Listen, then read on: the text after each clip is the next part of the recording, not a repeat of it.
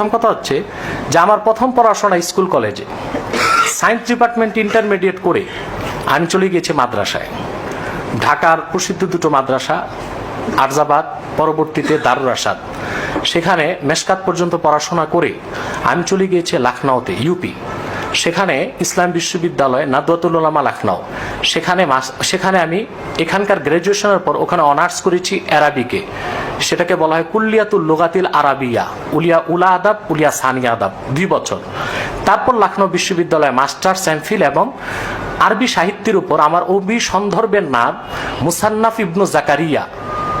মুসান্নাফ ইবনু জাকারিয়া লিবিয়ার একজন সাহিত্যিক ছিলেন, তার উপর আমার থিসিস হয়েছে এবং আমি সেখান থেকে এই বিষয়ে ডক্টর নিয়েছি। পরবর্তীতে সিয়াসিত্তার উপর উচ্চ ডিগ্রি নিতে আমি দারুল উলুম করাচি গিয়েছি এবং পৃথিবীতে এখন জাস্টিস আল্লামা তাকি উসমানী, তার কাছ থেকে আমি হাদিসের সনদ নিয়েছি।